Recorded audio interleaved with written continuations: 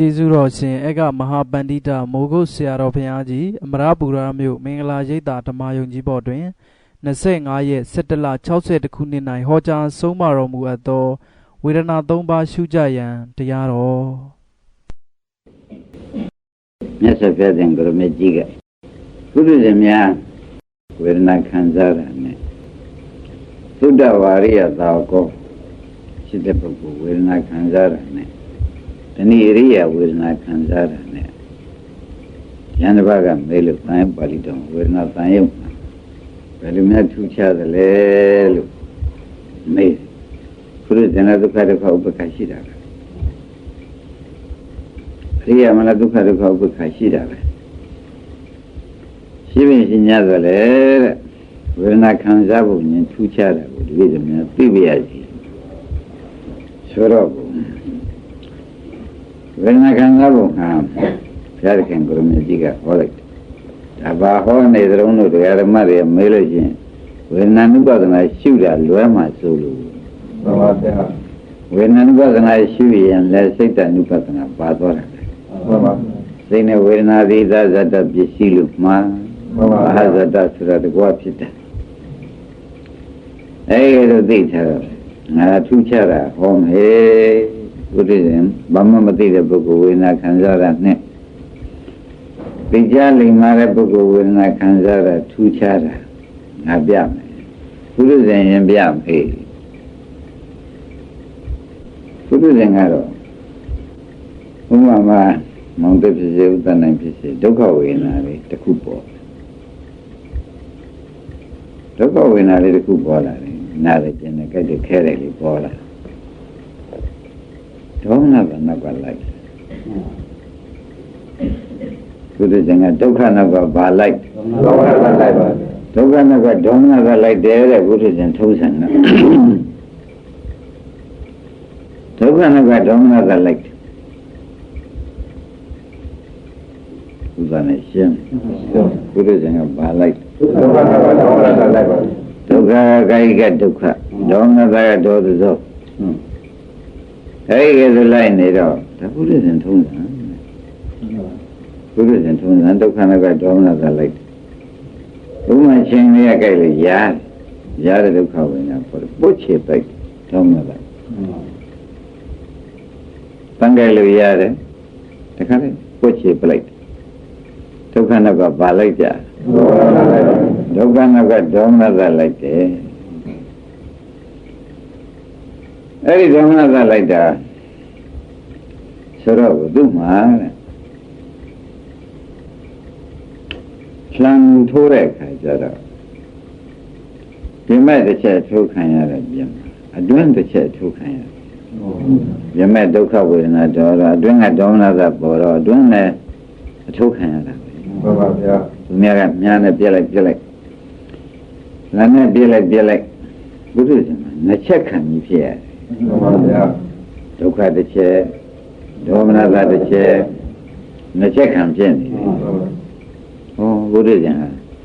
မသိသိတတ်တော့ဒါဖြစ်နေတာပဲဒုက္ခနောက်ကဒေါမနကလိုက်လမ်းတစ်ချက်သူပြန်ကတစ်ချက်သူအတွင်းတစ်ချက်သူနှစ်ချက်ခံဖြစ်နေပြမကတစ်ချက်နာရနဲ့အတွင်းကဒေါမနကနာရနဲ့ဆိုတော့တစ်ချက်သေးဒုက္ခဝေဒနာလေးပေါ်တာနှစ်ချက်ခံရတဲ့အတိပဲရောက်ပါတယ်ရောက်ပါပါဗျာဒါဘုရားရှင်ထုံတန်းกว่าဖရာကဒါရမကသေးဘူးกว่าဒုက္ခနောက်ကဒေါမနကလိုက်တာနဲ့မကသေးဘူးกว่าဘာပေါ်လာသေးတယ်ဆိုတော့ဒီဒုက္ခဝေဒနာလေးကိုရောက်ချင်တဲ့တဏှာကလိုက်သေးတယ်မှန်ပါဗျာတော့ခေတ္တရောက်ချင်ပါပြီဆိုတော့တဏှာကလိုက်သေးတယ်ဒါပြန်ဘယ်နှချက်ရှိတော့ဒုက္ခလေးတစ်ချက်ပေါ်ကရှိသေးခင်ရတဲ့ဒေါမနကလိုက်ပြီးပြီလောဘကတော့လိုက်ပါဗျာဒါပြန်ဒီနေ့ကဘုရားရှင်မှာဖြင့်ဒေါမနကရေဖြစ်မှုပြောင်းမှုလည်းသူနှလုံးသွင်းတယ်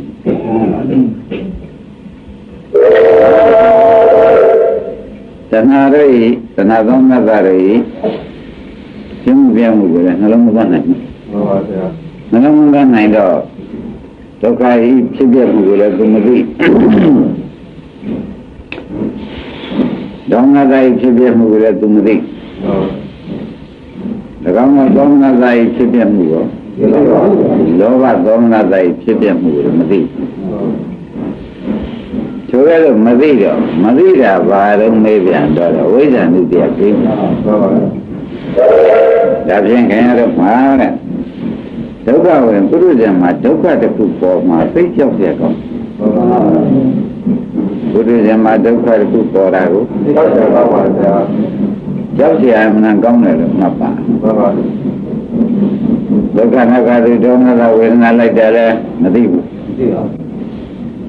ဒေါမနလိုက်လာတယ်လည်းမသိပါဘူးဥပ္ပခါလိုက်လာတယ်လည်းမသိပါဘူးမသိဘူး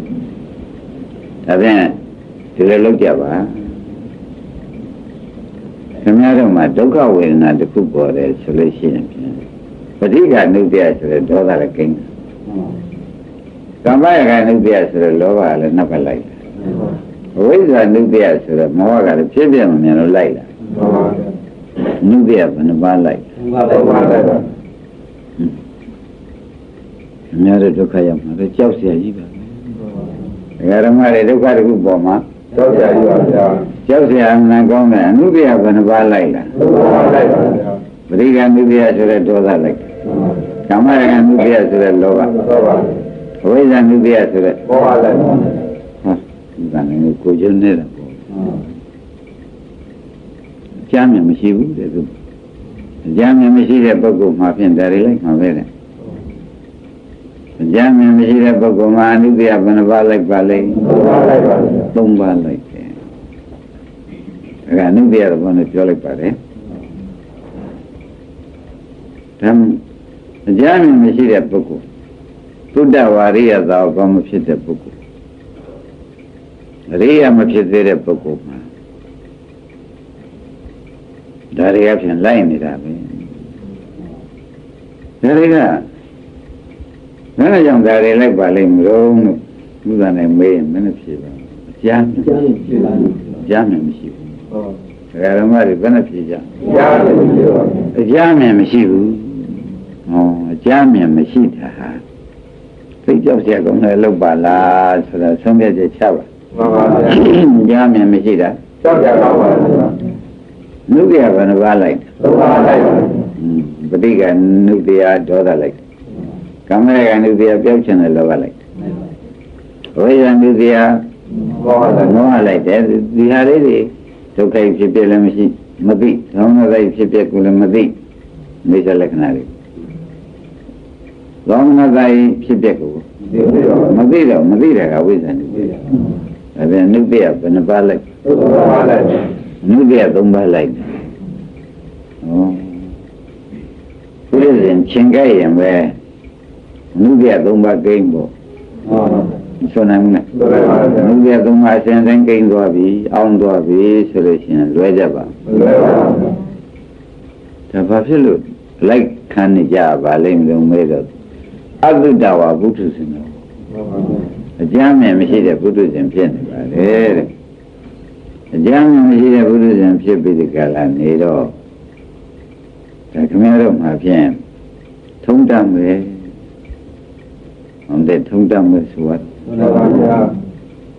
ကြီးဘုဘုန်းကြီးပြောတဲ့တရားမျိုးမနာဘူးတဲ့ပုဂ္ဂိုလ်မှာဘုရားနိုင်ငံဆုံးဖြတ်ချက်ကြကြည့်ဒီသုံးပါလိုက်မလိုက်လိုက်ပါဗျာဘုရားရှင်မှာဒါလိုက်တယ်ကြောက်เสียရှိပါလားကဲဒါကအနုပြသဘောနဲ့ပြောပြပါပြီပရိစ္ဆေသမုပ္ပါဒဘောနဲ့ပြောပါဦး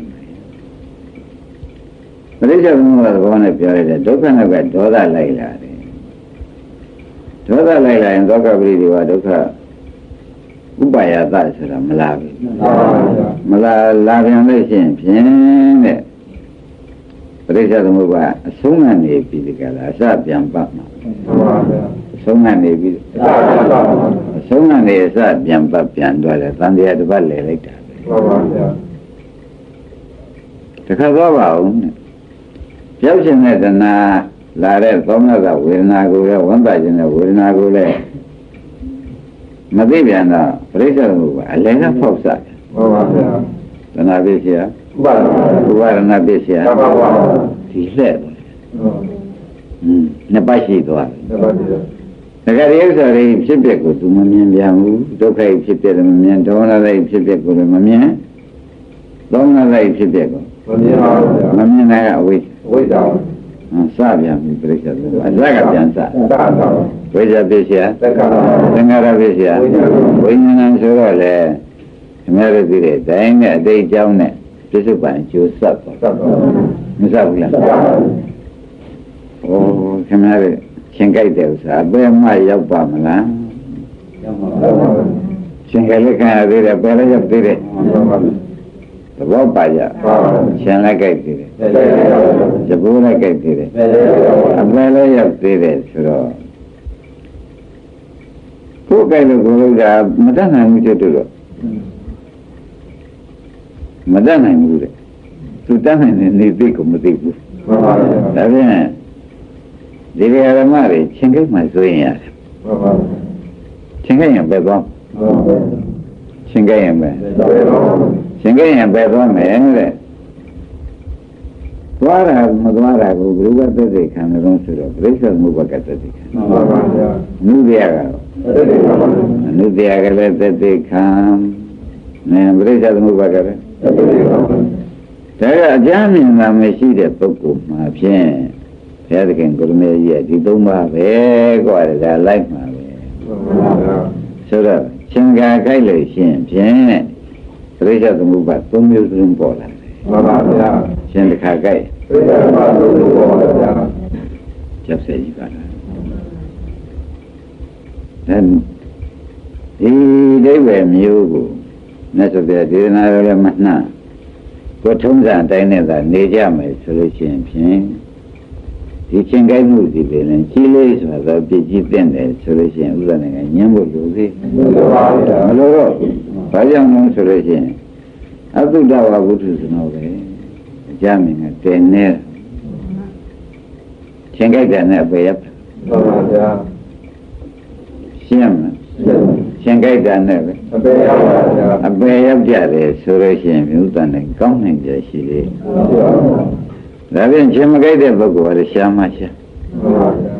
ရှင်မကြိုက်တဲ့ပုဂ္ဂိုလ် သာသာဗျာ ဒါဖြင့်ရှင်ကြိုက်တိုင်းလည်းအကြောင်းနဲ့မရှိလို့ရှိရင်ဖြင့်ပရိစ္ဆေမှုဘဒေသနာတော်အတိုင်းပဲသွားရမယ် မှန်ပါဗျာ ဒီပြန်ခင်ဗျားတို့ထွက်လမ်းမြင်သေးရဲ့ မှန်ပါဗျာ သူတို့တင်ရမှလည်းစိုးရင်ရတယ်နာမှလည်း တွေ့ရပါဗျာ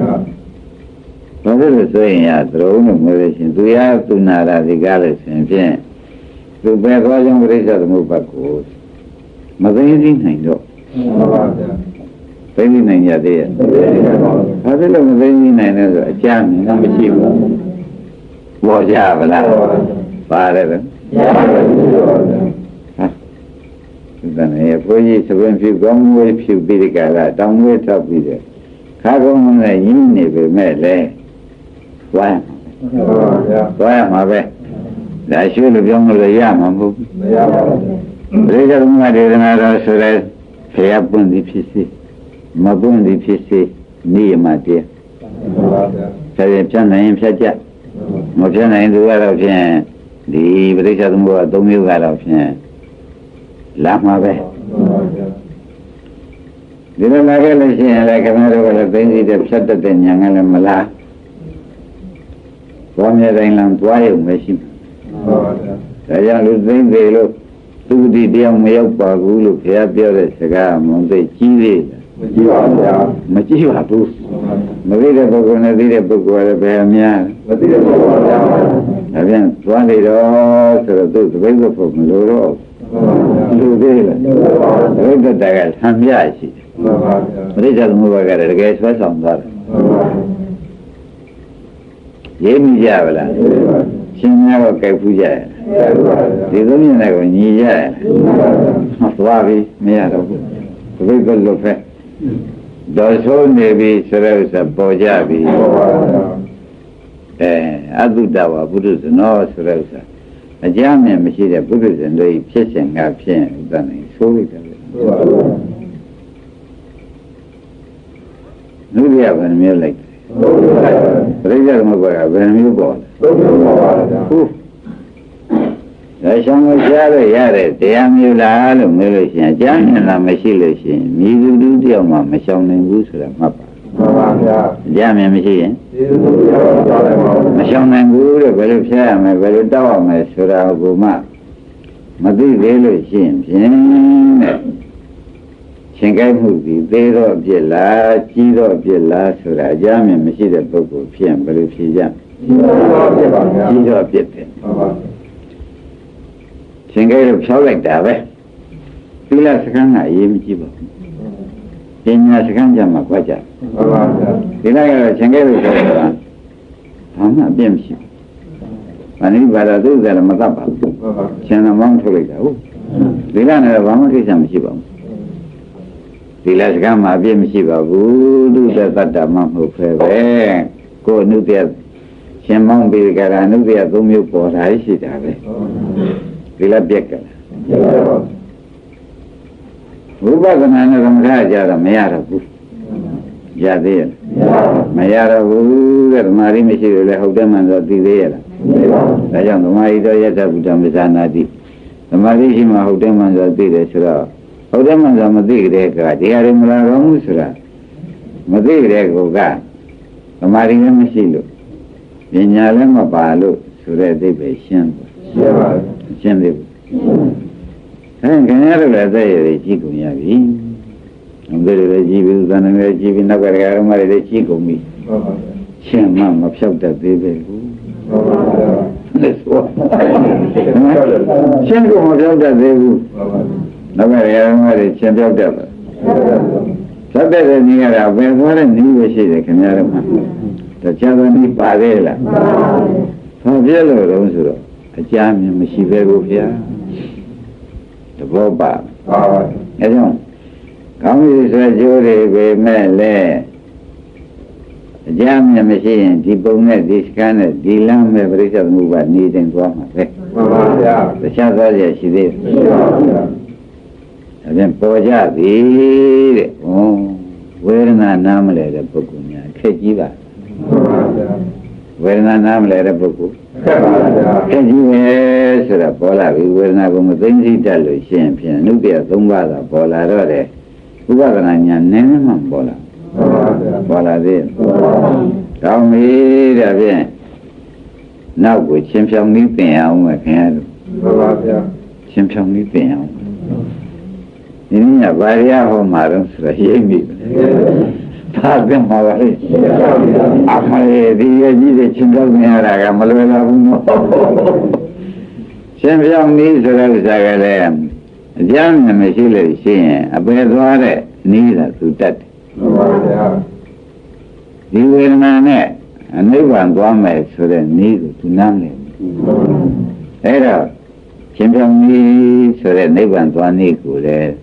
အကြမ်းမြန်ပေးရတော့မယ်မှန်ပါဗျာအကြမ်းမြန်ရှိအောင်ပေးရမယ်အကြမ်းမြန်ရှိအောင်မပေးလို့ရှိရင်ဖြင့်ခင်ဗျားတို့တလန်းသွားပဲမှန်ပါဗျာဘုရားကနာအားထုတ်နေချင်းအသိရှုပ်တာဟောကြွားကြကုန်ဘုရားကနာအားထုတ်နေဆရာသမားကဘုရားကနာအားထုတ်ရမယ်ဆိုကိုကျူးစမ်းနေတာဒီချင်းအသိရှုပ်တာသိရှုပ်တာမဟုတ်ဘူးပဲသွားပြီရှင်းပြီလားသိရှုပ်တယ်လားပဲသွားတာလားခဏတော့ကုသိုလ်လုပ်နေဒီလိုပဲနောက်ဆက်ကပါရတဲ့ကုသိုလ်လုပ်နေခင်ဗျားတို့ညီလုံးကဗရညီနောက်ဆက်ပါရောခက်ဘောအကြမ်းမြန်မရှိတော့ဒါနောက်ဆက်ဖြစ်နေတာအကြမ်းမြန်မရှိတော့ဒါကြောင့်တရားတွေအထုံးမဲ့ကြံပြန်အလုပ်တွေရှုပ်လိုက်တာဒီနေ့နေလို့ကိုမဖြစ်ဘူးဆိုတခါတော့နာကတော့ထပြီသူပြိဿသမုပ္ပါဒ်တခါလဲဆွဲဆောင်တာပါလားပါဘူးလားအဲ့ဒါဘယ်နဲ့ကြောင့်ထပြီးရတာတော့လို့ဆရာဘုန်းကြီးကမဲလို့ရှင်ရှင်ဗျာချင်းပြီးမခံနိုင်ဘူးဗျာဒီဒုနာတာပေါ်ချင်းပြီးမခံနိုင်ဘူးဆိုတော့ဒုနာတာပေါ်လာဒုနာတာလည်းပေါ်လာလို့ပြီးတော့ဘုန်းကြီးကမကချင်းခဲ့တဲ့တာလေဆိုတော့ဘုန်းကြီးကသာရတဲ့တဏှာပါမဟုတ်လားဒါပြန်ခင်ရတော့ဒုနာတာနောက်ကလည်းတဏှာလေးလိုက်ပြီဒီဒုနာတာကြီးဖြစ်ဖြစ်ကိုလည်းမသိ သောမနသိဖြစ်ဖြစ်တဏှာကြီးဖြစ်ဖြစ်ကိုမသိတော့ဘုံညာကြတဲ့အဝိဇ္ဇာကလည်းလာရဲ့ပဲခင်ဗျားတို့ဘယ်နေရာသွားအထုကြမလဲဘယ်နေရာသွားအထုကြမလဲစဉ်းစားကြပါဦးနေရာလေးရွေးကြပါဦးဘယ်နေရာရွေးအောင်ဟမ်နေရာရွေးနေဖို့မလိုဘူးဒီနေရာနဲ့သူ့တဲ့ခင်ကိုမကြီးပြောကြလို့ပဲဒီနေရာမှာဖြစ်တဲ့အန္တရာယ်ဒီနေရာဖြောက်အောင်ဒီရဏနာကြည့်ပါလားမဂ္ဂနိတို့လိုက်ဆဲပြီးဒီကလာနေတဲ့အခါကျတော့ဘုရားခင်ကိုရမကြီးပတ်စံပြီးဆက်ခိုင်းကြအမှုသမားယူသမားတွေကိုဆက်ခိုင်းတော့ဒီရဏနာကမကြွပါနဲ့ဘုရားတော့ဆဲတော့ရက်ကိုဟာမင်းတဲ့ပြင်းတာပဲကွာဒီနေရာဖြစ်တဲ့ဥစ္စာဒီနေရာပြီးအောင်လုပ်ရတယ်ဘုရားကမင်းတို့ဒီနေရာဖြစ်တဲ့နေရာပြီးအောင်လုပ်လို့ဘယ်တော့ထထပြေးတယ်ဒီနေရာဖြစ်တဲ့ဒီနေရာမပြီးပါဘူးဘယ်သွားသွားပြီကိုထားသွားရင်ပြိဿသမုပ္ပါဟောတယ်သုံးမျိုးလိုက်နုပြရောနုပြသုံးမျိုးလိုက်ပြီနားလေကြရလားအခုကစကားတက်လို့ပြောနေတာလားဘုရားရှင်ကိုရမကြီးဟောတဲ့အတိုင်းခင်ဗျားတို့ပေါင်းအောင်ပြောနေတာပေါင်းအောင်ပြောတာစကားတက်လို့ပြောတာဒီလိုကိုပါဠိတော်ကရှိနေလေဒီတိုင်းသုံးရတာဒီပါဠိတော်ကလည်းတစ်ခါစဉ်းစားပါဦးနဲ့ဖြစ်စဉ်နဲ့မှကြိုက်ကြရလားကြိုက်ပါဗျာဖြစ်စဉ်ကြိုက်ရင်လည်းခင်ဗျားတို့ကျင့်တတ်ပါပြီဖြစ်စဉ်သေးချာကြိုက်ပါတယ်တဲ့အဲ့ဒါဘုရားမဂ္ဂင်ကြီးကပဲဆံပေးပြီးဆက်ခိုင်းတဲ့ခါကျတော့ဒီနေရာဖြစ်တာဒီနေရာရင်ပြီးစီရတယ်ကွာမင်းဒီနေရာကဘုရားဒီလိုဆဲတော့ဘယ်နဲ့လုံးမှာလို့ဘုရားကမလို့လားအဲ့တော့ဘိုးပဲဒီနေရာမှာဖြစ်တဲ့ဥစ္စာဒီနေရာမှာကိစ္စသိရမယ်ဆိုပြီးဒီမှာတော့ပါဠိတော်များမှာသေချာဟောထားတယ်အဲ့ဒါခင်ဗျားတို့ဒီနေရာဖြစ်တာဒီနေရာမှာပဲကိစ္စသိညာမှန်ပါဗျာဒါကြောင့်အလုံးပင်တရားလို့ပြောမှန်ပါဗျာညာဟောတာဗာတရားပါလေလုတ်ပင်တရားလုတ်ပင်တရားဒီနေရာဖြစ်တာဒီနေရာပြီးအောင်လုပ်ရမယ်ဒီနေရာမှာဖြစ်ဒီနေရာမှာဒုက္ခပေါ်တယ်ဒီနေရာနဲ့စကံတန်အောင်လုပ်ရဒီနေရာဒုက္ခပေါ်ရင်ဒီနေရာဥပ္ပခပေါ်ရင်ဒီနေရာနဲ့စကံတရမယ်ဆိုတဲ့အဓိပ္ပာယ်ကိုဖြင့်ယနေ့ညရှင်းပါပြီကဲဒါနဲ့ဒီလိုလုပ်ပါအကြမ်းနဲ့မရှိတဲ့အတွက်အနုတ္တရဘယ်နှမျိုးကိန်းလဲပရိစ္ဆေသမုပ္ပါဘယ်နှမျိုးပေါ်လဲသုံးမျိုးပေါ်ဘာဖြစ်လို့ပေါ်ကြဩဒါဖြင့်ခင်ဗျားတို့အကြမ်းနဲ့မရှိလို့ရှိရင်ဖြင့်အသုတံသုနာတိဆိုတာဘုရားကလည်းတရားအနုတ္တပါဠိတော်ကြီးမှာအသုတံသုနာတိမကြတဲ့ဘုရားမလဲတရားနာမှာဟိတရားမနာလို့ရှိရင်တော့မဖြစ်ဘူးသုတံပရိယောဂပေတိကြာပြီးသားလဲစင်ချင်းနဲ့သံတရားရှင်းနဲ့အထုနိုင်တယ်ကွာဆိုတော့တရားမနာတဲ့တတ္တိဟာဒီဒုက္ခဝေဒနာလေးတစ်ခုပေါ်လာရင်ဥဒ္ဒနိုင်လို့မျိုးရှုဖြစ်တဲ့နာလေးမှန်ပါဗျာနာပါမျိုးရှုဖြစ်တာတခါသေးဘူးဒီကြားမြင်မရှိလိုက်တာကခေါင်းဒေါမနကပရိစ္ဆေသမုပ္ပါဒုက္ခပဲတခါသွားလိုက်ဒေါမနကပရိစ္ဆေသမုပ္ပါဒုက္ခကိုဘယ်သွားလိုက်နော်မောဟပရိစ္ဆေသမုပ္ပါဒုက္ခကိုဘယ်သွားလိုက်ဆိုတာဘယ်နဲ့ကြောင့်ဒီသွားလို့မှန်နေပါလိမ့်မလို့ဆိုတဲ့အဓိပ္ပာယ်ရှင်းပါဘယ်လိုကြောင့်ပါလဲဟုတ်ဆိုဒါဘုန်းကြီးချက်ပြောရလားတဲ့သွားအကြမ်းနဲ့မရှိခြင်းကြောင့်ပြည့်စုံတာတွေများလို့ပြောရတာလားဆိုတော့ခင်ဗျားတို့ဖက်ခါကြည့်အကြမ်းနဲ့မရှိလို့ဖြစ်ရှင်လို့ဖြစ်ရှင်းတယ်ဘာဖြစ်လဲတော့တော့ဖြစ်ရှင်လို့ဖြစ်နေပါလေကြမ်းနဲ့မရှိဘူးဆိုတော့ဒါဖြင့်သုတဝါအသုတဝါပုထုဇနောဆိုတဲ့ဥစ္စာဥဒ္ဒနိုင်ဖုတ္တံပြီဗျသုတဝါရိယသာဝကောဆိုတော့ဖုတ္တံတော့အသုတဝါပုထုဇနောဆိုတော့ဟောတဲ့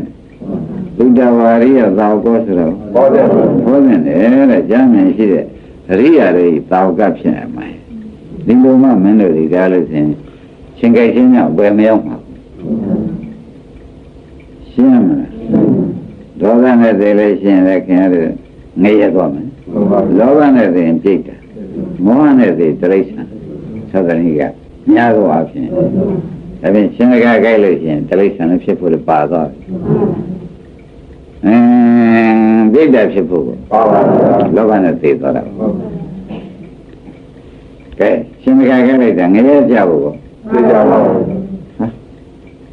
အကြမ်းမြင်မရှိတဲ့လူရှင်ကြိုက်မှကိုတော့ကြောက်မရ ဟုတ်ပါဗျာ အကြမ်းမြင်မရှိတဲ့လူမှ တိုက်ပါကြောက်တယ် ရှင်ကြိုက်မှကိုကြောက်နေရတယ်ဆိုတော့ပေါ်ကြ ဟုတ်ပါဗျာ ဒါရင်ဘုန်းကြီးတို့ဓမ္မတွေအကြမ်းမြင်ဟာ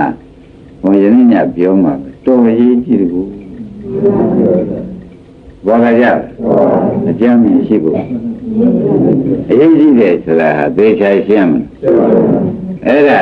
ခင်ဗျားတို့ဝိပဿနာရှုမှုကဘာထားစမ်းပါအောင်တန်နေရအကြမ်းမြင်ရှိဖို့ကိုသိရေးကြည့် ဟုတ်ပါဗျာ သူရှိပြီးမှလုံးလို့ဖြစ်မှာ ဟုတ်ပါဗျာ သူရှိလို့ရှင်ဘယ်ဟာလုံးဝမှန်းကိုလည်းဘယ်ဟာရှောင်လို့ဘယ်ဟာရှားရမယ်ဆိုတဲ့အသေးပဲလေခင်ဗျားတို့အတော်ဝင်လေးတော့ပါလိမ့်မယ် ဟုတ်ပါဗျာ ကဲဒါဖြင့်နိုင်ဝတ္တမရှိတော့ပြီတရားဓမ္မတို့အကြမ်းမြင်ရှိမရှိဝေဖန်နေရတာနဲ့တိုင်းဒါဖြင့်အကြမ်းမြင်ရှိတဲ့ပုဂ္ဂိုလ်ကြတာကိုလည်းဒီလိုလုပ်လို့ရှိပါတယ်အကြမ်းမြင်ရှိတဲ့ပုဂ္ဂိုလ်ဖြစ်စေအရိယာဖြစ်စေသူကနာနာတစ်ချက်ထိုးလိုက်တယ်ကိုယ်ပြန်ထိုးရမယ် ဟုတ်ပါဗျာ ခဏမှလည်းသူကတစ်ချက်ထိုးလိုက်တယ်ကိုယ်အတွင်းမှာပြန်စု ဟုတ်ပါဗျာ သဘောကျလားအမှဒုက္ခဝိနာကိုယ်ကမှတစ်ချက်ထိုးလိုက်တယ်ဝန်းထဲကနာနေ ဟုတ်ပါဗျာ ဒါနှစ်နာမိ ဟုတ်ပါ မမိဘူးလားအဲ့ဒါအကြမ်းမြမရှိလို့ကိုဘုရားဖြင့်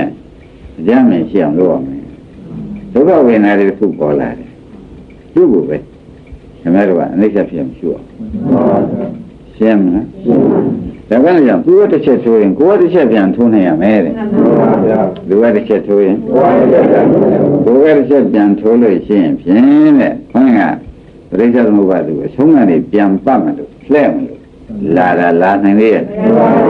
အလယ်ကဝတ်စနိုင်သေးရဲ့အစကရော ဟုတ်ပါဗျာ ဘယ်နဲ့ကြောင့်ပါလိမ့်မလို့မေးတော့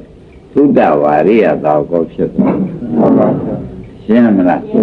သုတ္တဝါကြမ်းမယ်ရှိတော့အရိယသာကောအရိယတို့ဒီပိသားဖြစ်သွားပြီအရိယများဟောတဲ့တရားကိုနာကြရလို့ကြားကြရလို့ဆိုတော့ဘုရားရှင်ပေမဲ့သုတ္တဝါအရိယသာကောဖြစ်ခဲ့လို့ရှိရင်တဲ့ခေါင်းကအသုတ္တဝါပုထုဇဉ်တို့ပရိစ္ဆေသမုပ္ပါဒ်၃မျိုးနုတ္တယ၃မျိုးမလိုက်ပါဘူးတဲ့ ဟုတ်ပါဗျာ ရှင်းမလားဒါဖြင့်ဒီကရှိသူကတစ်ချက်ထိုးရင် ဟုတ်ပါဗျာ ကိုယ်ညာနဲ့တစ်ချက်ပြန်ထိုးထိုးရကြပါတန်ရတဲ့နေရာဘာလို့အောင်ဖြစ်ဖြစ်ရှိအောင်တော့မဖြောက်ပါဘူးဒီနေ့ဥဒ္ဒနာကြီးတော့ဖြောက်ရတဲ့ခါမိခံရပြီခံရဘူးကဘာဖြစ်လို့ဒီဥစ္စာဖြောက်ဖြစ်ပါလိမ့်မလို့မေးတော့ခမအတိပ္ပယ်ကယနေ့ပေါ်သွားအတုဒ္ဒဝါဘုရားရှင်ကဖြစ်သွားတယ်ရှင်းကြပါလားဒါကြများလည်းဟောကြားလို့ရှိရင်သူကတစ်ချက်တည်းနဲ့ရှင်းပြီလို့ရှိရင်ဖြင့်အတုဒ္ဒဝါဘုရားရှင်ကသေချာဖြစ်ဘူးလားဒါဖြင့်ဒါကသိက္ခာနဲ့ပါရမီလားတဲ့ဝိပဿနာလောက်အောင်မှာဒါချင်းကြိုက်သိက္ခာပြီးတဲ့နေမယ်လို့အဲ့ဒီသိက္ခာနေတာကအန္တိပါရမီညပဲဖြစ်တယ်သီလရဲကလည်းပဲရှိသေးတယ်သူ့ကိုဖြစ်တဲ့ရှင်းနိုင်တာကတော့ဖြင့်ဝိပဿနာတက်သွားပါပြီဒါဖြင့်သီလနဲ့ပညာဘယ်လိုကသာသွားအဲ့ဒါဖြင့်ခင်ဗျားတို့သိက္ခာနေမလားဖြစ်တဲ့ရှင်းနေမလားအေးဒါပေကြမှတ်တော်ဆရာကြီးတောင်းခံပြီးတော့ဟောကြတော့မြောင်းမြန်ကြီးဘွားကြီးတွေလုံးနေကြနဲ့ရင်းမိလားကိုင်းတာဖြင့်ဒါဖြင့်ဒုက္ခဝေဒနာဒုက္ခတစ်ချက်ထိုးလို့ကိုယ်ကပြန်တစ်ချက်ထိုးနိုင်တဲ့မဉ္ဇဏ်နဲ့ဥပဒနာမနဲ့ပြန်ထိုးနိုင်လို့ရှိရင်ပြိဿမှုပါစကမလားဘူးဟုတ်ပါဗျာ သဘောကျလားပြီးတော့လိုချင်တဲ့တုံးကလာပြန်လို့ရှိရင်လည်းပြောချင်တဲ့တဏှာလာပြန်လို့ရှိရင်လည်းဟိုကမတတ်နိုင်လို့ဒီဘက်ကိုတစ်ချက်လွန်လာပြန်လို့ရှိရင်လည်းနှစ်ချက်မိပြီးချမ်းမနေတတိယချက်ကိုလည်းခင်ဗျားတို့ပြောချင်တဲ့တဏှာကိုလည်းမင်းလာပြန်မလားဆိုပြီးသူ့ဖြစ်ဖြစ်ရှုပြန်လို့ရှိရင်လည်းနောက်ပရိစ္ဆေသမုပ္ပါအစကစမဲ့ဝိဇ္ဇာပစ္စယသင်္ခါရချုပ်ပေါ်ပြီလွန်လာလဲရှုပြီလွန်လာလဲရှုပေးရမယ်ပြောက်ရှင်တဲ့တဏှာလာလို့ရှိရင်တဏှာလာမှမသိအောင်တခါလဲဖြစ်ဖြစ်ရှုပေးဆိုတော့ဒီဥစ္စာဒီ အမှန်တရားဖို့တန်တော့တယ်လို့မှတ်လိုက်စမ်းပါ မှန်ပါဗျာ ဒ ရောက်ရှင်တဲ့တဏှာလာလို့ရှင်လည်းသူဖြစ်ဖြစ်ရှုသဘောပါအဲ့တော့ဘယ်ကြောင့်သွားတော့ဆိုတော့သာရကစိတ်တံသာရစိတ်တံဒီပဇာနာတိပထမကျမ်းပြမရှိနိုင်ရင်သာရကစိတ်တံသာရစိတ်တံဒီပဇာနာတိစိတ်တံဥပဒနာလည်းသွန်းလိုက်ဝေဒနာဥပဒနာလည်းသွန်းလိုက်ကြတာကုန်တဲ့တာကြီးပါပဲမတဲ့မရှိပါဘူးဆိုတော့ပေါ်လာကြခိုင်းတယ်ဖြင့်ကဲပြောက်ရှင်တဲ့တဏှာကိုမရှိမိပါဘူးဆိုလို့ရှိရင်ဖြင့်တဲ့ဒကာဓမ္မတို့ဝိဇ္ဇာကလာတော့မလာဘူးလားဝိဇ္ဇာကလာလို့ရှိရင်ဝိဇ္ဇာပစ္စယသင်္ခါရပစ္စယဝိညာဏနဲ့ဥဒ္ဒနာကဲမယူမလို့ကုန်းသွားကုန်းလားအဲ့ဒီလိုခန္ဓာရင်းမှာအခုပြောတော့သုဒ္ဓဝါရိယသောကောဆိုတော့အကြမ်းဉာဏ်ရှိပြန်တော့ပရိစ္ဆေသမုပ္ပါဟာတဲ့သုံးမျိုးစလုံးပြတ်တယ်အနုတ္တိယသုံးမျိုးစလုံးချုပ်တယ်ဘောကြလားအကြမ်းဉာဏ်ရှိပြန်တော့လေပရိစ္ဆေသမုပ္ပါသုံးမျိုးစလုံးပြတ်တယ်ဆိုတော့ဒါဥဒ္ဒနာနဲ့ကစဉ်းစားကြည့်ရမယ်အတူချက်ကောင်းတဲ့နေရာပါမဆိုရဘူးခင်ဗျားကတော့ဝိပ္ပညုတ်တော်နံပဇာနာတိဝိပ္ပညုတ်တော်နံပဇာနာတိဒီပါဠိတော်အာရှိတော့ဒီနေရာမှာသုံးတယ်နောက်ကတဏှာမလာစီနဲ့ကွာနောက်ကဝိဇ္ဇာမလာစီနဲ့ကွာသိပါလားနောက်ကဒေါသမရှင်စီနဲ့ကွာမဟုတ်ဘူးလားဟုတ်ပါဘူးအဲ့ဒါဘာဖြစ်လို့ဟောရအောင်ဆိုတော့မယူရရင်သာယူရလို့ရှိရင်ဖြင့်မလာအောင်ခင်ဗျားတို့ပထမဖြစ်တဲ့ရှင်ကြိုက်တဲ့ရားတဲ့ဝေဒနာကိုပဲခင်ဗျားတို့ဖြစ်ဖြစ်ရှုနေရမယ်ဟုတ်ပါဘူးဖြစ်ဖြစ်ရှုလို့ရှိရင်နောက်ကနေပြီးဒေါသဆိုတဲ့မရှင်ကောင်းတဲ့တရားကိုလာသေးရဲ့လောဘဆိုတဲ့မရှင်ကောင်းတဲ့တရားမောဟဆိုတဲ့မရှင်ကောင်းတဲ့တရားဒါဖြင့်ဘုရားနာရှုတဲ့ပုဂ္ဂိုလ်များမှာရှင်ကြိုက်ရင်ဖြောရမှာလားရှုရမှာလားရှုရမှာပါရတယ်နားတယ်ကျင်တယ်ကြိုက်တယ်ခဲတယ်ဆိုတော့ဘာလို့ရှုရမှာပဲခင်ဗျားတို့နောက်ကနေပြသုံးမျိုးလိုက်ဖို့လာတာမဟုတ်ဘူးသဘောပါဒါဖြင့်ခင်ဗျားတို့ရထားတဲ့အိပတ္တိကောအတာပဲဘောဘူးလားအေးလာခဲ့ပါပတ္တရှုပါဒေါသကလည်းခေါ်တာပဲလောဘခေါ်ပါမောဟခေါ်တာပဲတဲ့အဲ့ဒါကိုသန္တိကောနဲ့ခင်ဗျားတို့ကကိုယ်တိုင်မြောင်လိုက်လို့ရှိရင်ဖြင့်သုဒ္ဓဝါရိယသောကိုဖြစ်မယ်ဟုတ်ပါဗျာရှင်းအရိယာများအစ်စ်ဖြစ်လာတဲ့အခါကျတော့မောင်တဲ့ဒီတိုင်းမှဒီသုံးမျိုးကုန်မလားရှုတာပဲလားရှင်းမလားသုဒ္ဓဝါရိယသောကောကလည်းသူအရိယာဖြစ်ခြင်းလို့အရိယာမျိုးစိတ်ကိုသုဒ္ဓဝါရိယသောကောကဘာပါလဲအရိယာမျိုးစိတ်ဆိုတော့အရိယာဟာအရိယာအမေကမွေးလို့အရိယာဖြစ်တာမဟုတ်ပါဘူးရှင်းမလားအရိယာမေကမွေးလို့သုဒ္ဓဝါရိယသာကောကမှာတဲ့အရိယာပဲသူတက်ရပေါ်ကြဘယ်ကပဲတက်ကြသုဒ္ဓဝါရိယခင်ဗျားတို့ကတော့အခုအသုဒ္ဓဝါဘုထုဇနောဖြစ်တဲ့တရားနာနေတယ်ယနေ့ဆရာဘုန်းကြီးကသင်ပေးလိုက်တဲ့အတွက်ဒုက္ခဝေဒနာလည်းဖြစ်ဖြစ်ရှုပွားဒေါမနဝေဒနာလည်းဒေါမနကလည်းဥပ္ပခါလည်းဆိုတော့ဒါရရှုစရာတွေပါလားလို့ဆိုတာမပြတ်တော့ဥဒ္ဒနာကိုပေါ်ပြီဒါပြန်ဒါသုဒ္ဓဝါရိယသာကောဖြစ်ယနေ့တက်ပြလိုက်တယ်ရှင်းမလားတကယ်ရှုလို့ဒေါသလည်းချုပ်မယ်လောဘလည်းချုပ်မယ်မောဟလည်းချုပ်မယ်ဆိုအရိယဖြစ်မှဖြစ်ပါမလားလို့မောင်ပြဆိုရမလို့တော့လိုရဒါကြောင့်ဒီပါဠိတော်ကိုသူထုတ်လာတာဖေတကယ်တော့ဒေါသလည်းချုပ်မယ်လောဘလည်းချုပ်မယ်မောဟလည်းချုပ်မယ်ဆိုလို့ရှိရင်ဖြင့်တဲ့ခင်ဗျားတို့အရိယာစုတောင်းရသလားတဲ့ဒီအရိယာသုဒ္ဓဝါရိယသာကောဤအလုတ်ကိုလုပ်လိုက်တာနဲ့သုဒ္ဓဝါရိယသာကောဤအလုတ်ကိုလုပ်လိုက်တာနဲ့အရိယာအစစ်ဖြစ်သွားတော့တယ်ဆိုတာကိုညင်းဖို့လိုသေးတယ်ဒါဖြင့်အသုဒ္ဓဝါဘုဒ္ဓဇနောကနေပြီးဘယ်တည်းရမလဲသုဒ္ဓဝါရိယသာကောကမှာအရိယောဆိုတဲ့အရိယာပုဂ္ဂိုလ်ဖြစ်ရမင်းမဖြစ်ပါဘူးရှင်းညဒါဖြင့် အလုံးစင်ပဲဆိုတာကိုယနေ့ညသဘောကျရဲ့ဘာဟောလုံးစင်ဟောနေတာပါတဲ့ခင်ဗျားတို့ဒါဘယ်လိုလုံးစင်တော့ခင်ဗျားတို့မေးလို့ရှိရင်ဝေဒနာနုပဒနာရေးလုံးစင်တာဟုတ်တာပဲစိတ်ဓာတ်နုပဒနာရေးလုံးစင်ဟုတ်ပါတယ်ကာယ ानु ပဒနာရေးလုံးစင်ဟုတ်ပါတယ်ရတာပဲကာယပဒနာရှိလို့ဘူးဗျာရတယ်ဆိုတော့ကာယပဒနာဖြတ်နေလို့ရတာပဲကာယပဒနာမရထက်လို့ရှိရင်ဘယ်ရမလဲလူတွေရှင်ကြိုက်တော့ဗာရတယ်လို့ပြောသေးလားအဲ့ဒါတွေထောက်ကြည့်တော့ကာယ ानु ပဒနာကိုရှုလေရတာပဲဝေဒနာရှုလေရပါဘူးစိတ်ရှုလေရပါဘူးအားဒါတွေဖြစ်ဖြစ်ကြည့်ပဲအကုန်ရှုလိုက်မယ်ဆိုရင်ဓမ္မ ानु ပဒနာဖြစ်နေလေရတာပဲသိပြန်လေးပါအကုန်ပါတော့မပါဘူးလားဒါပြန်ငယ်ဓမ္မတို့အသုဒ္ဓဝါဘုဒ္ဓဇံကဘယ်တကြမယ်သုဒ္ဓဝါဒါဒီနေ့ညတော့ရောက်သွားတပည့်ကြသုဒ္ဓဝါရိယသာကောကအရိယောဆိုတဲ့ဖြူစင်တဲ့ပုဂ္ဂိုလ်ဖြစ်သူတရားပဲမှန်ပါဗျာတက်တာကတော့သုဒ္ဓဝါရိယသာကောအလုပ်ကိုလုပ်လို့ရှိရင်တော့ဖြင့်အရိယောဆိုတာဒီဖြစ်ရတော့မယ်မှန်ပါဗျာမဖြစ်ပါနဲ့လို့တောင်းပန်ထားတောင်းမှမရပါဘူးမှန်ပါဗျာဖြစ်မှာဧကံပဲဆိုတော့သိကြပါလားသိကြပါဘူးဒါဖြင့်ဓမ္မတို့ဒါဟာနိဗ္ဗာန်ကိုထည့်မပြောညာဆိုလေအရိယသာကောဆိုရင်မနိဗ္ဗာန်နဲ့နီးနေပြီမှန်ပါဗျာအတုဒဝါဘုရုဇနောဆိုသိဝေသုဒ္ဓဝါရိယသာကောရှင်နောက်ကြတော့သုဒ္ဓဝါရိယသာကောအလုပ်ကိုသာခင်ဗျားတို့မမှန်ကန်ကန်ဝေဒနာတွေလက်ပတ်ပြီးကြလာရှုနေကြမယ်ဆိုလို့ရှိရင်ဖြင့်တဲ့အရိယဖြစ်ဖို့ရခင်ဗျားတို့ဘာမှမလိုတော့ဟုတ်ပါဗျာ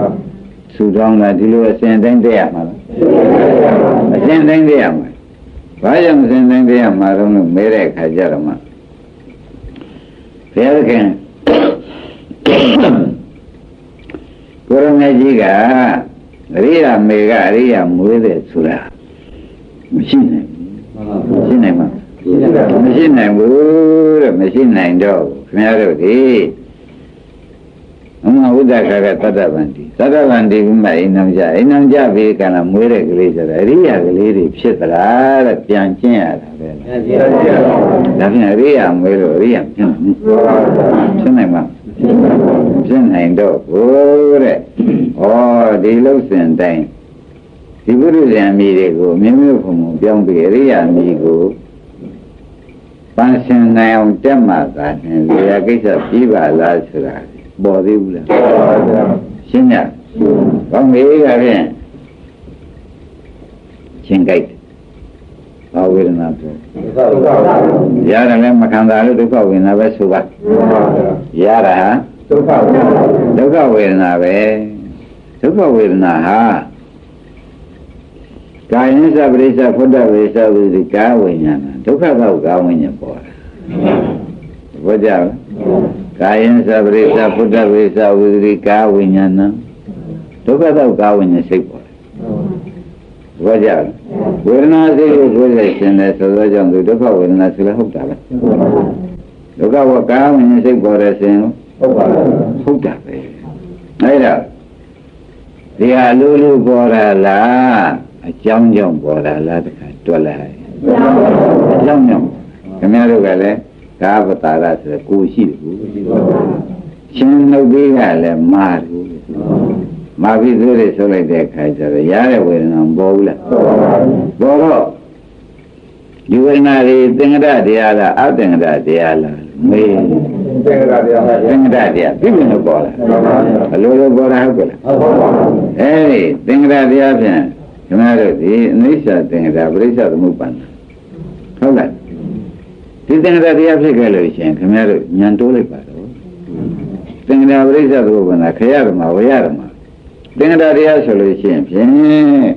သဗ္ဗေသင်္ခါရနဲ့သဗ္ဗေသင်္ကတနဲ့အနိစ္စဒီလမ်းဆုံးသင်္ခါရတရားပဲလမ်းဆုံးဒါဖြင့်သဗ္ဗေသင်္ခါရအနိစ္စတဲ့သူဝင်လာသူ့ကိုအနိစ္စမြင်ဖို့ခင်ဗျားတို့ဉာဏ်သုံးဖို့အရေးကြီးပါတယ်ဘာကြောင့်ဆရာဘုန်းကြီးကဉာဏ်သုံးခိုင်းရသလဲလို့မေးတဲ့အခါကျသင်္ခါရတရားပဲဟုတ်ဘူးလားသင်္ခါရတရားဆိုရင်ပဲလမ်းဆုံးမှာသိပါလားဒါဖြင့်သူကတော့ဖြင့်သူ့ဘောသူဆုံးပါမဆုံးဘူးတဲ့သူ့ဘော သင်္ခါရအိဋ္ဌလမ်းဆုံးမှာပဲသင်္ခါရအိဋ္ဌလမ်းဆုံးမှာပဲမဆုံးဘူးသဘောပါအဲ့ဒါခင်ဗျားတို့ကအော်သင်္ခါရတရားမှလည်းမသိတော့ဘူးအိဋ္ဌရဲ့လို့ခင်ဗျားတို့ကသူ့ကိုမရှိပြဘူးယနေ့တော့ညလို့ပြေးတရားမှာသင်္ခါရတရားဖြစ်သွားကြအောင်အိဋ္ဌရှုမှတ်တော့မယ်ဘယ်လိုဆုံးရချဘာတရားမို့စဉ်းစားကြည့်ပါကိုယ်နဲ့ချင်းနှုတ်ပြီးနဲ့နှစ်ခုပေါင်းပြီးပြုပြင်လိုက်လို့ပေါ်လာတဲ့သင်္ခါရတရားမိမိကိုယ်ရကားပသာရရဲ့ပေါ်တဲ့အချိန်ချင်းနှုတ်ပြီးရတဲ့ပသာရပေါ်မှာထိခိုက်တဲ့အချိန်ရုပ်ပေါ်မှာထိခိုက်တဲ့အချိန်ဒီအချိန်မှာကြားထဲမှာခဏဝေဒနာပုဂ္ဂိုလ်ပေါ်မှာဆိုတဲ့ရေဝတ်ပေါ်လာတာဘယ်လိုပေါ်လာရေဝတ်ပေါ်လာတဲ့ရေဝတ်ကလေးပေါ်တယ်ဆိုပြတ်တာပဲမဟုတ်လားဒါကြောင့်ဘုရားကဝေဒနာပုဂ္ဂိုလ်ပေါ်မှာဆိုတဲ့ဥစ္စာလည်းဥဒ္ဒနာညှင်းလို့ဆိုသေးတယ်ဒါနဲ့ခင်ဗျားတို့ဒီတရားသင်္ခါရတရားလို့သိသောကြောင့်မိစ္ဆာရှုလိုက်ဘယ်လိုမှတ်ကြအဲဒီလိုဘုဒ္ဓဝါရိယသာကောဖြစ်အောင်တိုးချဲ့ပြောနေဘုဒ္ဓဝါရိယသာကောဖြစ်အောင်လို့တရားဓမ္မတွေတခါတည်းတန်ကုန်လန်းကိုတိုးချဲ့ပြောနေတယ်ဆိုတာကိုရိပ်မိသင်္ခါရတရားတဲ့သူများပြပင်လို့ပေါ်လာတဲ့သင်္ခါရတရားနော်တခါပရိစ္ဆသမုပ္ပါဏတရားဆိုရင်လည်းဟုတ်တာပရိစ္ဆသမုပ္ပါဏတရားဆိုလို့ရှိရင်လည်းတဲ့သူဖောက်လက်ဖြစ်เสียဝေဒနာကိုပြရှင်းလို့ဒီနဲ့မချိလို့ရှိရင်ရတဲ့ဝေဒနာပေါ်ပါဒါဖြင့်ချိလို့ပေါ်တာတပည့်ကြဒါရင်ဖောက်လက်ဖြစ်เสียပရိစ္ဆသမုပ္ပါဏတရားလေးဘယ်လိုဆိုကြပရိစ္ဆသမုပ္ပါတရားမဟုတ်ပရိစ္ဆသမုပ္ပါဏတရားလေးရှင်းမလား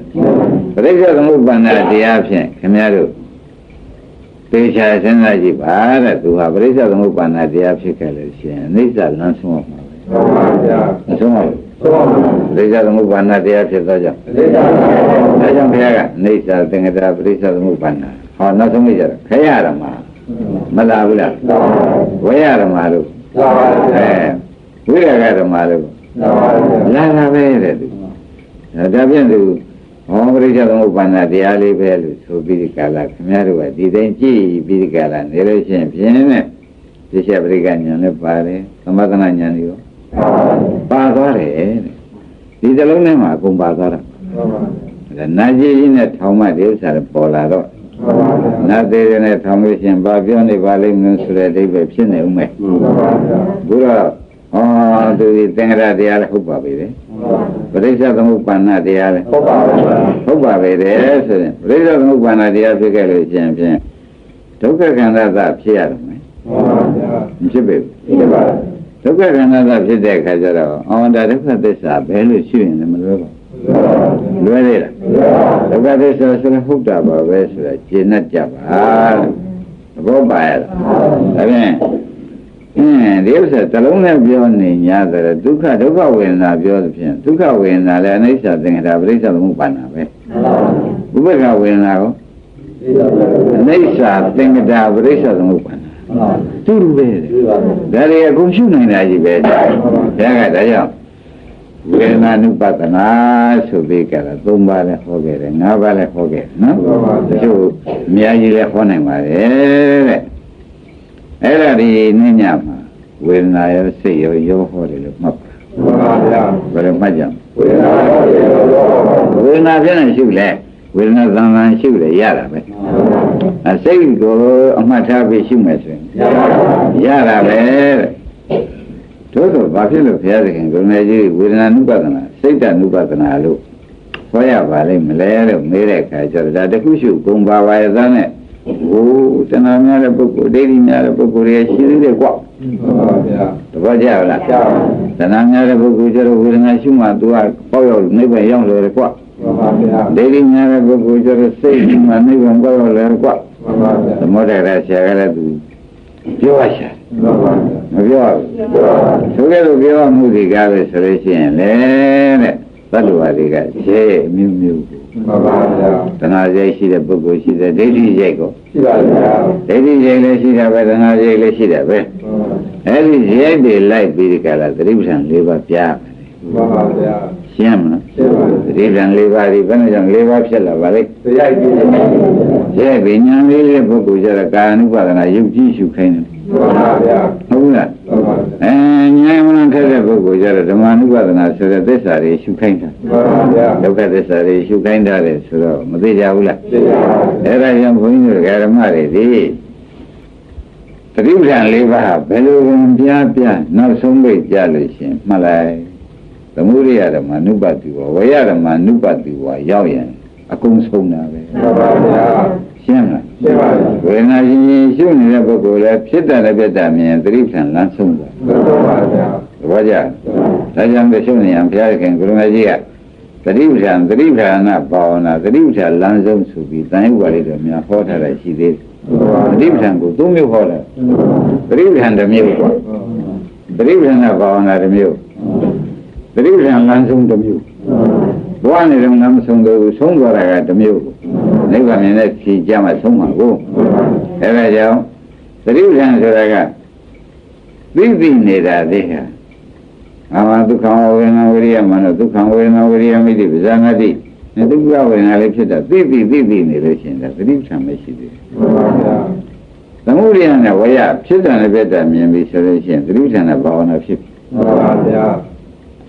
သဘောကျလား ကြားပါ သတိပဋ္ဌာန်နဲ့ဘာဝနာလမ်းဆုံးဆိုတာခင်ဗျားတို့တဏ္ဍာမှာဒီဖြစ်မှုပြမှုတွေကိုမလို့ကျင်တော့ပါဘူးမရကျင်တော့ပါဘူးဒုက္ခသစ္စာအစစ်ပါပဲဆိုတဲ့ဝိရာကောဆိုတဲ့မတ်ပေါ်လာလို့ရှိရင်သတိပဋ္ဌာန်လမ်းဆုံး မှန်ပါဗျာ ဒါကြောင့်သတိပဋ္ဌာန်ဘယ်နှမျိုးရှိလဲသတိပဋ္ဌာန်တစ်မျိုးသတိပဋ္ဌာန်နဲ့ဘာဝနာသတိပဋ္ဌာန်လမ်းဆုံးမှာဘယ်နှမျိုးရှိလဲဒါကြောင့်ခင်ဗျားတို့ရှားလို့တယ်ဆိုတာဥဒ္ဒနိုင်ပေါ်ပြီသိတယ်လုံနေတာဒါသတိပဋ္ဌာန်ရှိသေးတာသာရသိတယ်သောရသိတယ်နေရသိတယ်ထိုင်နေသိတယ်ဆိုတာသတိပဋ္ဌာန်မရှိသေးဘူးသတိပဋ္ဌာန်နဲ့ဘာဝနာကိုမဖြစ်သေးဘူး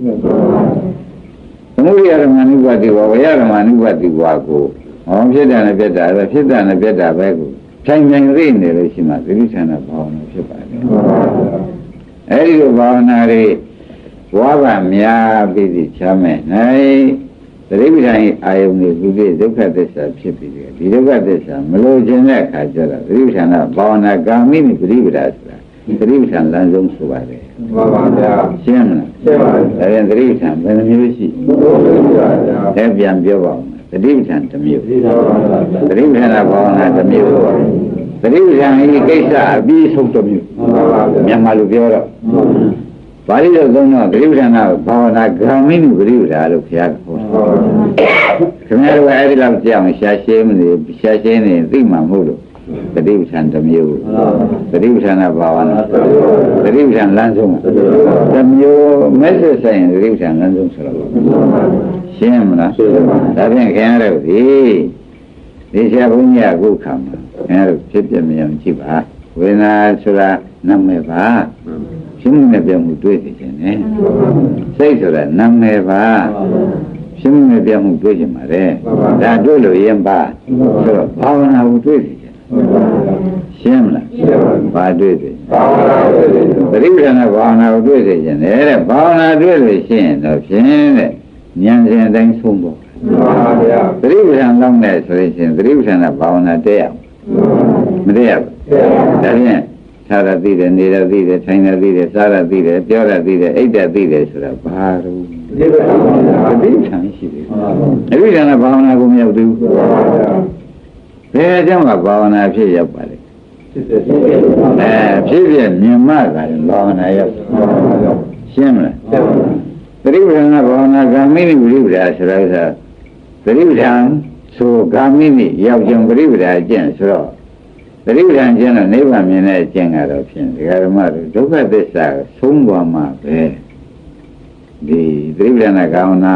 ဂာမိနိပရိပဒါဆိုတဲ့အကျင့်တော့ဖြစ်တယ် မှန်ပါဗျာ ဒုက္ခချုပ်သွားမှာ မှန်ပါဗျာ ရှင်းမလား ရှင်းပါ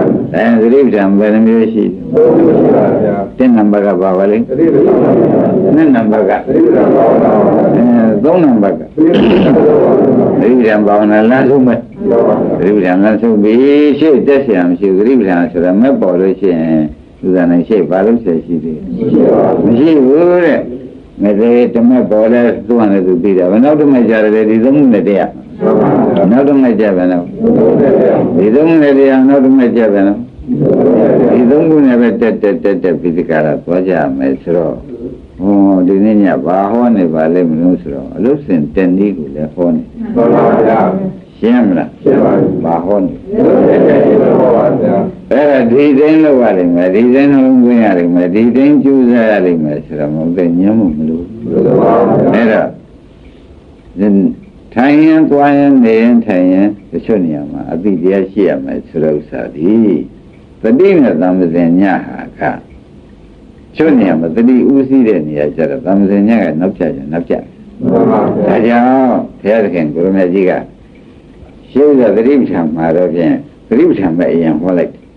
ဘယ်လိုဟောလိုက်တော့ဒုက္ခဝေဒနာဝိရိယမှာတော့ဒုက္ခဝေဒနာဝိရိယမိတိပိဇ္ဇနဲ့ဝေဒနာခံစားတဲ့ဝေဒနာခံစားတဲ့လို့သိရင်တော့ပေါ့တပည့်ကြဖြစ်တယ်မပါဘူးသူက မှန်ပါဗျာ နောက်ကြတော့အဲ့ဒီဖြစ်ပြန်ပါတော့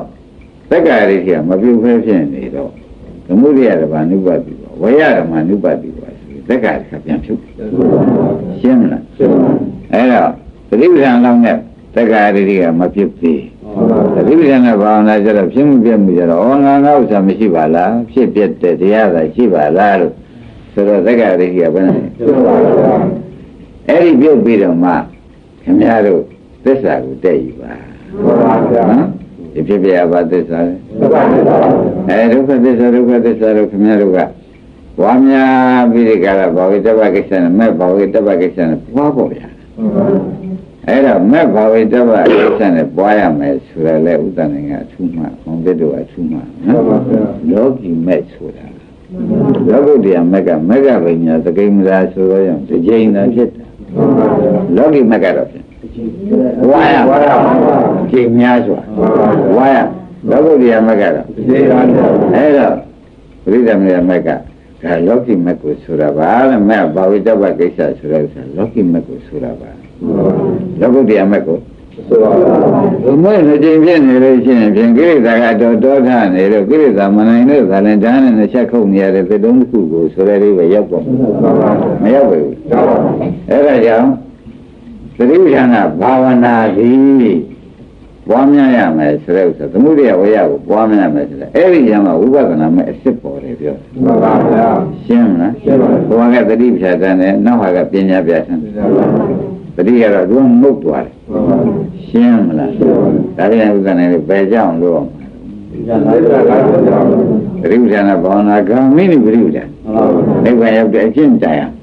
နိဗ္ဗာန်အောင်ပြုနိုင်တဲ့မဂ္ဂင်7ပါးဘောဓိတံလို့ရလိမ့်မယ်ဆိုတာဒီနည်းညမှတ် မှန်ပါဗျာ မှတ်တယ်ဘူးလား မှတ်တယ် သဘောပါကြ မှန်ပါ ပရိပဒံဘယ်မျိုးရှိတော့ ဟုတ်ပါဗျာ 7နံပါတ်က သတိပဋ္ဌာန် 2နံပါတ်က သတိပဋ္ဌာန်ပါပါ 3နံပါတ်က သတိပဋ္ဌာန်ပါ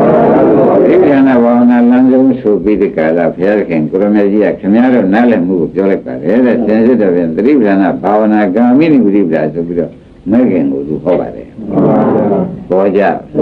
ဒါဖြင့်အရာဖြောက်တတ်ပလားလို့မေးတယ် ဟုတ်ပါဗျာ ဘာနဲ့ဖြောက်လက်နဲ့ဖြောက်မညာနဲ့ဖြောက် ဉာဏ်လိုက်တာ ရှင်းပြီနော် ရှင်းပါပြီ ညာနဲ့ဖြောက်လိုက်လို့ရှင်းဖြင့်တဲ့ဒုက္ခနောက်ကဒေါမနတမလားပါ မှန်ပါဗျာ ဒုက္ခနောက်က သောမနာပါပါ ဒေါမနတနောက်ကလည်းဒေါမနတ မှန်ပါဗျာ ဒေါမနတနောက်ကလည်းဥပ္ပခ မှန်ပါဗျာ ဒါဖြင့်ဒီလိုဆိုကြပြီဒေါသလည်းမလားလောဘလည်းမလားဝိဇ္ဇာဆိုတာကမလားတော့သုတဝါရိယသာကောဖြစ်မှသိရတယ် မှန်ပါဗျာ အိမ်မှန်နေလို့ မသိပါဘူး အိမ်မှန်နေလို့ဘယ်နည်းမှမသိဘူးဆိုတဲ့ဥစ္စာသင်ရှားပါလေ သိပါပါ ဒါဖြင့်ဒကာဓမ္မတွေအသုတဝါဘုရုဇနောကဘယ်သေးရမလဲ သုတ္တဝါဘုရားတော်တရား သုတဝါဘုရုဇနောကဘယ်သေးရမလဲ ဒီလိုပါဗျာ ရိယောဆိုတဲ့စီတဲ့ မှန်ပါဗျာ ဒီလိုမတဲ့ရင်လည်း တရားပါ မရဘူးဆိုတာကိုပေါ်ကြ မှန်ပါ အဖြစ်ဒီနေ့ညမှာအတော်အရေးကြီးတဲ့အချက်၃ချက်ကိုသတိပဋ္ဌာန်၃မျိုးရဲ့ပုရုဇဉ်၃မျိုးကပုရုဇဉ်2မျိုးကနေပြီးရိယောထီအောင်တက်ပုံရဲ့ဆိုလို့ရှိရင်ဖြင့်ဒကာဓမ္မတွေဟွန်းဒါလို့ဆင်ဒီလိုသွားရမှာ မှန်ပါဗျာ ဒါပါဠိတော်ရေကုန်ရှိပြီးသားနော် မှန်ပါဗျာ နောက်ပြောလာကြလို့တန်ရုပ်ပါဠိတော်ပဲ မှ အရင်ဝေဒနာတွေပုရိသင်ခံစားပုံနဲ့အရိယခံစားပုံကိုပြောတာလဲဗန်ယုတ်ပါဠိတော်ပဲရှင်းကြကဲရှင်းယနေ့ဒီရင်တော့သာဓုသာဓု